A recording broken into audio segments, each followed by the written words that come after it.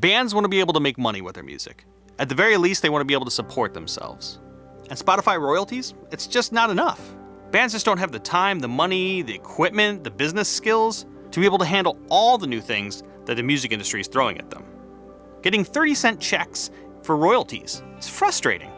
It leaves bands discouraged, wondering, why aren't your new releases that you poured your heart and soul into, why aren't they doing well online? It's just not fair that it's only the well-established artists that seem to be surviving in this music industry.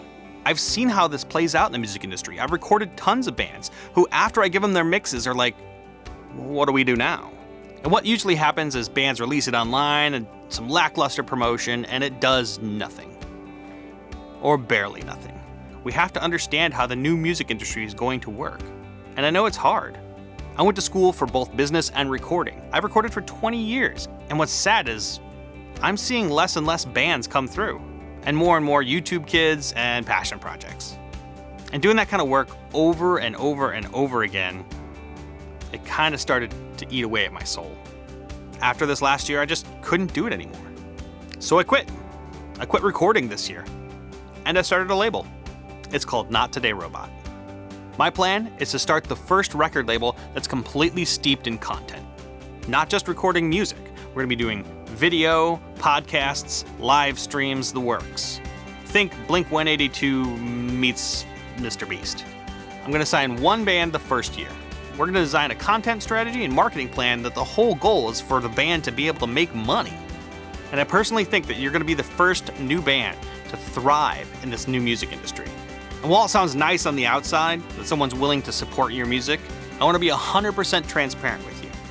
At the beginning of the year, I created a podcast that's meant to do that exact thing. Starting a record label podcast. It was the beginning of the content creation journey for this label. On this podcast, we can vet each other in full view of the world.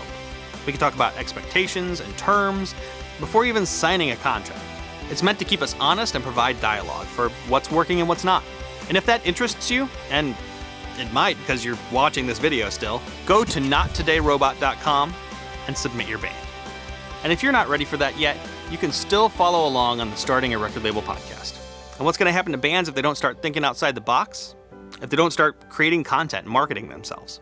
They just won't be taken seriously and probably end up a hobby, which is fine, unless you want to do more. Making this kind of decision isn't just to help your band thrive. It's to bring rock back again.